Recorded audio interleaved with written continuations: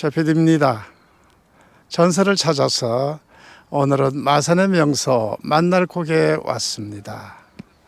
여자가 한 번 시집을 가면 마음대로 친정에도 올 수 없었던 시절, 시집간 딸과 친정 부모가 1년에 딱 한 번 이 고개에서 만남을 허락받았다고 하는 애환이 서린 고개입니다.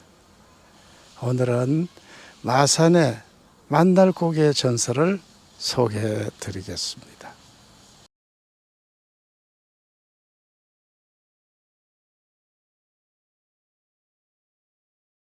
밖에 가마꾼이 기다리고 있으니 신부 단장시켜서 가마에 태우세요. 아무리 그래도 혼례식도 올리지 않고 딸을 보낼 수야. 마님께서 되게 어려운 형편을 아시기에 예식 절차 생략하고 신부만 보내려고 하신 겁니다. 여기 쉰양은 바깥 사돈 약값으로다가 보내신 것이라오. 매파와 어머니가 주고받는 대화를 귓등으로 들으며 순이는 슬픔에 잠긴 채 멍하니 앉아 있었다.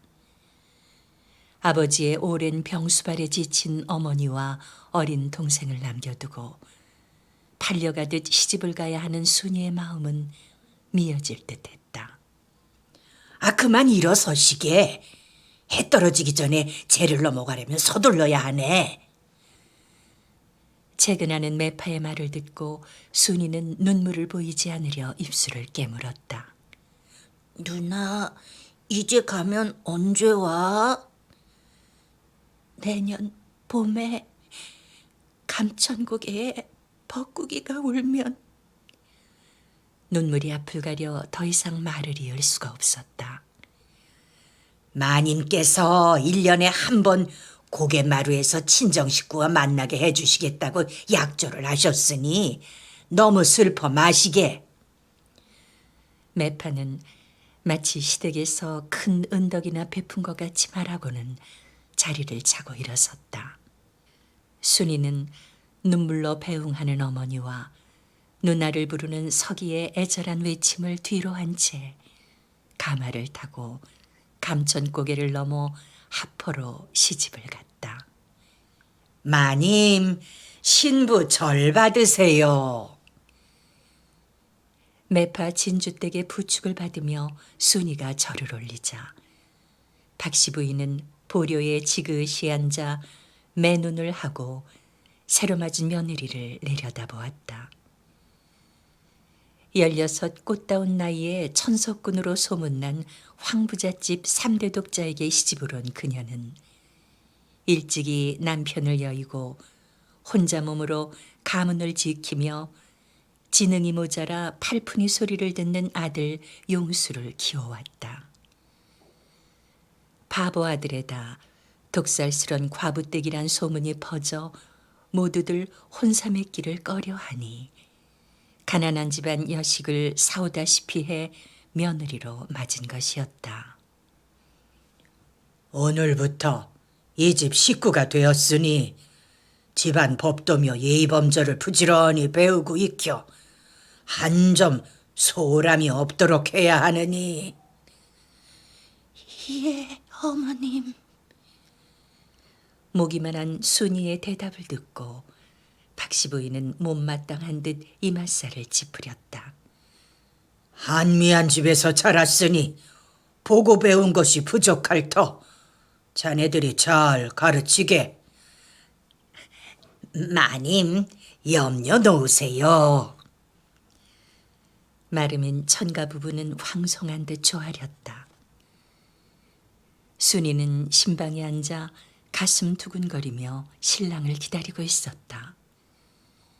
이윽고 방문이 열리고 사모관대를 쓴 신랑이 모습을 드러내었다. 꿀떡이다 꿀떡. 내가 제일 좋아하는 떡이다 꿀떡. 신랑은 신부를 거들떠보지도 않은 채 차림상에 놓인 떡을 집어먹기 시작했다. 맛있다 떡. 철부지 아이처럼 좋아하며 걸신 들린 듯 떡을 주워 먹는 신랑의 모습을 바라보며 순이는 호르르 한숨을 쉬었다. 다음 날부터 순이의 고된 시집살이가 시작되었다. 시어머니 박 씨는 새 며느리의 기강을 잡는다며 잠시도 쉴 틈 없이 순이를 다그쳤고 밤에도 피곤한 몸을 누일 새 없이 일에 매달려야 했다. 각지야, 옛날 얘기해줘. 철부지 신랑은 바느질하는 순이의 무릎을 베고 누워 졸라대었다. 무슨 얘기를 해드릴까요? 옛날에 호랑이 담배 먹던 때 얘기 해주라. 옛날에 울보 공주가 있었대요. 울보 공주가 울 때마다 임금님이 그랬대요. 너 자꾸 울면 바보 온다란 듯이 집 보낸다. 바보 온달? 그게 누군데? 밥을 얻어먹고 다니는 먹보아이였어요. 바보 온달. 꼭 나갔다 나. 그렇게 밤이 깊어가고 있었다. 병신 못한다더니. 방 안에서 도란도란 흘러나오는 얘기 소리를 들으며 천가가 혀를 찼다. 내버려 둬요. 저것들이 바보짓 할수록 우리한텐 득이죠. 참. 그 새댁이 감천고개에서 친정 식구들하고 만날 날을 고대하고 있는 눈치던데 어쩔까요? 이 사람아, 친정어머니 만나면 그때 마님이 주라던 백냥에서 우리가 쉰 양 슬쩍한 거 새댁이 눈치챌지도 몰라. 그랬단 끝장일세. 알았어요. 신랑이 사람 구실 못한다고 친정에 소문이라도 내면 그 망신을 어쩔 거냐고 내가 마님한테 못을 콱 박아 놓을게. 이런 줄도 모르고 순이는 친정 식구들 만날 날을 학수고대하고 있었다. 그것만이 고된 시집살이 속에서 그녀를 지탱해주는 유일한 끈이며 희망이었다. 당일 아침 순이는 부푼 가슴을 안고 시어머니에게 다녀오겠다는 인사를 드렸다.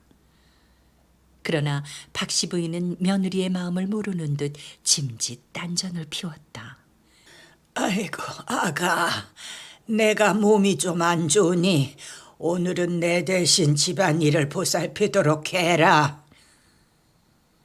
너무도 뜻밖인 시어머니의 태도에 순이는 기가 막혔다. 저 친정 어머니께서 감천고개에서 기다리고 계실 터인지라. 뭐라? 니녀는 출가외인이란 말도 모르느냐? 내 앞에서 다시 한번 친정을 입에 올리면 경을 칠 줄 알아라. 순이는 하늘이 무너지는 것 같은 절망감에 젖은 채 시어머니 앞을 물러나왔다. 친정어머니는 감천고개 마루에서 눈이 빠지게 순이를 기다리고 있을 터였다. 각지야, 왜 울어? 순이의 눈에 눈물이 고여 흐르는 걸 보고 신랑 용수가 걱정스레 물었다. 엄니가 보고 싶어서 그러는 거야? 오늘 고개마루에서 친정어머니와 만나기로 했어요. 그런데 우리 엄니가 안 보내주는구나. 식구들이 끼니나 제대로 잊고 있는지 아버지는 돌아가시지나 않으셨는지. 순이는 더 이상 말을 잇지 못하고 흐느꼈다. 각지야, 울지마. 내가 각지 집에 데려다 줄게. 용수는 솥뚜껑 같은 손으로 순이의 볼에 흐르는 눈물을 닦아주었다. 잠시 후 쌀자루를 들고 나온 용수가 순이를 끌었다. 지금 살짝 갔다가 해뜨기 전에 두다 오면 아무도 몰라. 가자 어서 가자. 용수는 싫다는 순이를 막무가내로 잡아 끌며 대문 밖으로 나섰다.